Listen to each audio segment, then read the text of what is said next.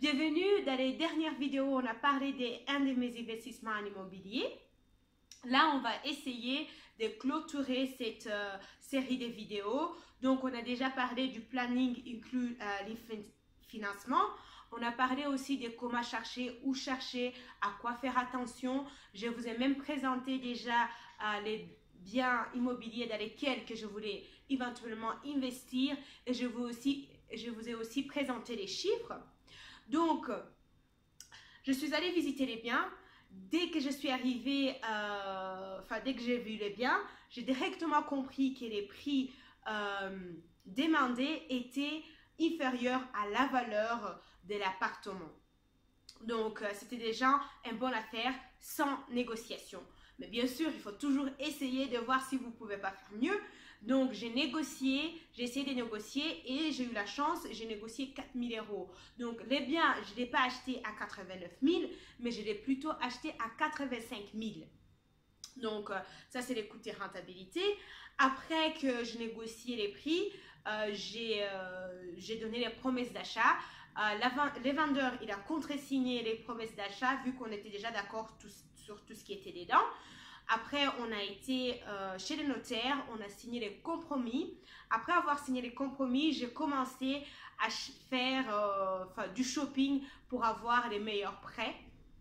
C'était intéressant parce que j'ai découvert qu'à part les prêts traditionnels où tu payes chaque mois les intérêts et les capitales, il y avait deux autres formes de prêts qui soient accessibles à tout le monde et qui vont faire que tu peux peut-être avoir quand même un prêt dans les cas où ton profil est un peu, un peu spécial ou un peu compliqué. Donc, il y a des autres solutions à part où les solutions où tu dois toujours rembourser capital plus intérêt.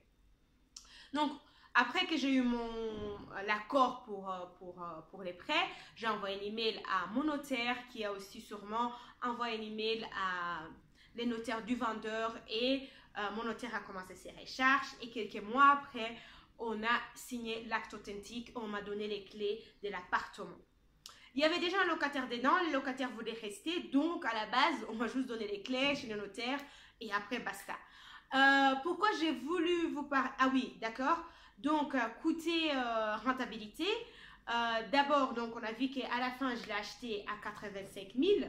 Donc pas 89 000, donc la rentabilité bien sûr s'améliore parce que les prix est moins et aussi j'ai pu augmenter plus tard bien sûr les loyers et donc les loyers est passé à mon avis donc on avait dit 600 à 650, donc du coup j'ai pu vraiment améliorer mon rentabilité. Donc, pourquoi j'ai voulu vous parler de cet investissement, pas un autre? C'est pas mon meilleur investissement côté rentabilité, mais au contraire, pour moi, c'est un bon exemple d'un investissement en immobilier qui a vraiment de vraie rentabilité et qui est très passif. Donc, une fois que j'ai récupéré les clés, le locataire qui était dedans, il est resté à mon avis, si je me rappelle bien, 2 ans ou un peu plus, je me rappelle plus, et il m'a juste appelé avec un problème une fois. Et même ces jours-là, je ne suis pas allée sur place. Je suis réglé les problèmes à distance parce que l'appartement, il était rénové, donc il n'y avait pas vraiment de grands soucis. Donc, chaque mois, j'avais un cash flow de minimum 200 ou 250 euros. Et le locataire m'a appelé juste une fois. Donc, c'est un travail sur 2 ans de peut-être 1 heure. Même ça, c'est beaucoup, 1 heure. Et j'ai récupéré 4 200 € de cash flow sur les 2 ans. Bien sûr, là, c'est que je ne prends pas en compte, c'est qu'à la base, chaque mois que j'ai pris mon prêt, dépendant de quelle sorte de prêt que vous avez, je paye aussi une partie des capitales.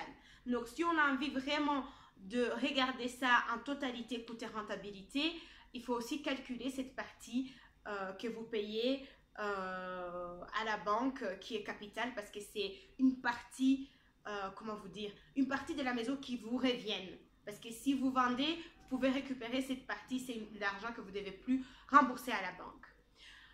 Voilà, vous avez les chiffres de rentabilité et comme vous avez compris, c'était vraiment, pour moi jusqu'à aujourd'hui, ça a toujours été une des sources de revenus passifs, une de mes sources préférées de revenus passifs. Même quand le nouveau locataire est rentré dedans, depuis, je l'ai eu une fois ou deux fois au téléphone, mais encore c'était juste pour, il voulait une photocopie du contrat, un truc comme ça. Donc encore une fois, vraiment des choses très minimes. Merci beaucoup. Si vous n'êtes pas encore inscrit, inscrivez-vous sur les chaînes YouTube et sur les sites. Et si vous avez aimé les vidéos, n'oubliez pas de liker. Si vous croyez que ça peut être utile à quelqu'un, n'oubliez pas de partager. Dans les vidéos qui viennent, on va parler d'investissement en immobilier à Nairobi parce que même là, je suis à Nairobi et c'est un marché qui marche totalement autrement, qui est un peu plus compliqué, c'est pas les beaux mots, mais qui est nouveau pour moi, donc c'est intéressant. Je vais essayer de découvrir ça avec vous et donc à très bientôt à Nairobi quoi. Bonne soirée, ciao, bisous bisous.